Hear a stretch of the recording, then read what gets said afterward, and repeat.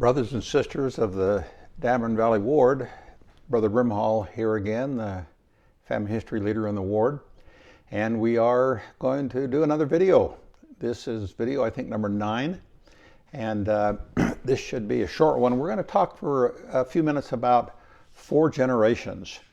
For a long time in the church, we talked about every family having gone back 4 generations. We don't talk about it too much anymore because we don't want people to think that they need to stop there. But I thought we'd take a moment and talk about this and give a little bit of a pat on the back to everybody. And then for those who haven't gone back 4 generations, to kind of show how they would do this. Let me first of all give everybody a shout out here. If you'll take a look for our ward in 2021, you'll notice that in the Dammeron Valley Ward, 88.6% of the members have 4 generations of their family in the family tree. That is absolutely amazing when you think about that. Of course, it speaks a lot to the fact that we have a lot of members of our ward who come from pioneer families and have been in the church a long time, or who have cousins who are active in family history. But it's really an amazing fact that 89% basically of our members have 4 generations in the family tree. Now you might ask, who doesn't have 4 generations? This tends to be new converts, or somebody married to a recent convert, or somebody who might be less active, or who doesn't have a lot of family in the church and simply hasn't gone back to fill in those 4 generations. And so for many of you, you've done it. You can check this off. You've got 4 generations in the tree. If you don't have 4 generations in the tree, the question is, where do you find your 4 generations? And the answer to that is, there's just 2 or 3 ways, and they're quite simple.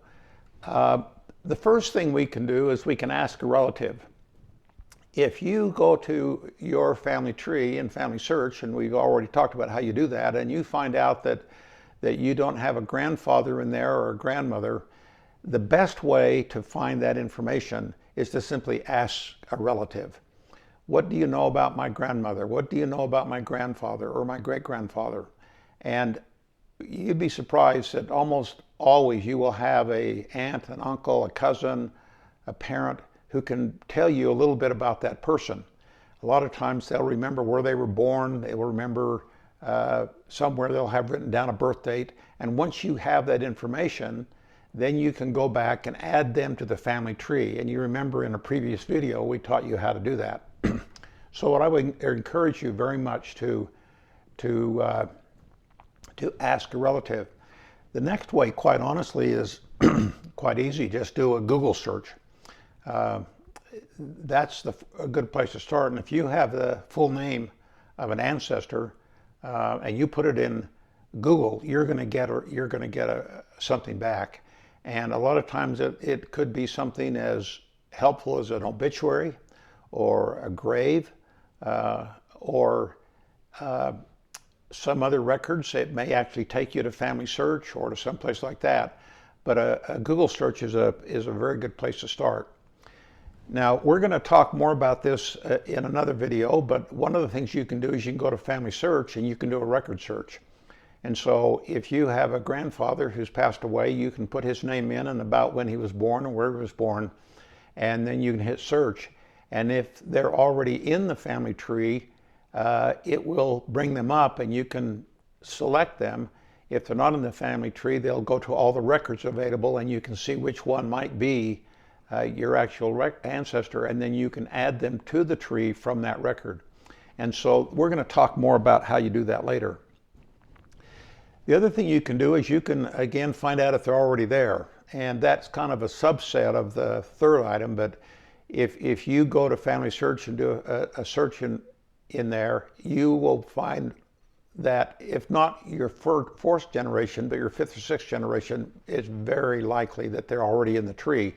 And then you can work backwards and build the link between them and you, or you can work out. Now with that, let me go out of here and just give you a very quick review of this. This is, of course, the churchofjesuschrist.org website. I'm going down to quick links to FamilySearch, and I'm going to sign in. This is something you all know about. I'm already signed in because I've clicked the little thing on there that says keep me signed in for 2 weeks.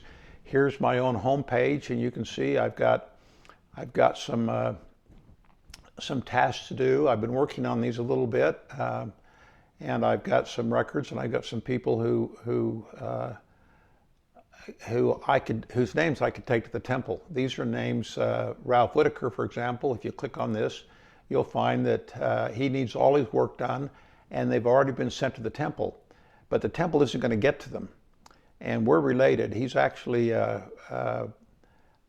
great uncle, and I can request those names back from the temple so that I can do them myself. If I don't do that, then they may get assigned to a temple in South America or something, and somebody might do them who doesn't know about them.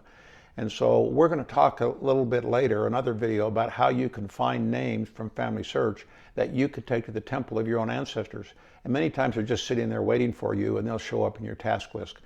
But enough of that. Let's go to Family Tree. Let's go to Tree.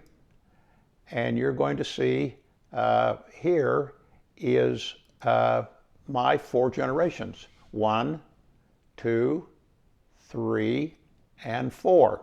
It simply goes back to great-grandparents. Now, in my case, yes, they're all filled in. But I've gone to the fan chart, which is the easiest way to do it. I've gone to 4 generations up here that you can see, and I've clicked on that, and that shows that they're filled in. Now, if any of you who are watching this might be one of the small percentage that doesn't, simply go to your fan chart, click 4 generations, and see if you have something empty there. And then I would propose a challenge that you begin to see if you can fill that in. If you have a problem, or if you get frustrated, or if you think you can't do it, then you get a hold of a family history consultant and we will show you how to do it. All these people in the 4th generation have great records. Most of them are in census records. Most of them born in the United States, some not, but we have those records, and it's a matter of simply taking the name out of the records and getting them into the tree. And so we encourage you just to, first of all, for those of you who have done it, quickly go and take a look. For those of you who don't know whether you've got 4 in there, take a look and find out. And if you don't have 4, see if you can add the name from the sources I've talked about, or get a hold of a family history consultant and we will help you out. So that's just a quick view of 4 generations. Very quickly, we're going to talk about how you search records to find names in one of our next videos, and then we're going to get into getting a name for the temple when we get closer to the temples opening up, and also about indexing. Anyway, thank you very much. We hope everybody is getting online and adding memories and getting familiar with FamilySearch. We'll talk to you at our next video. Bye.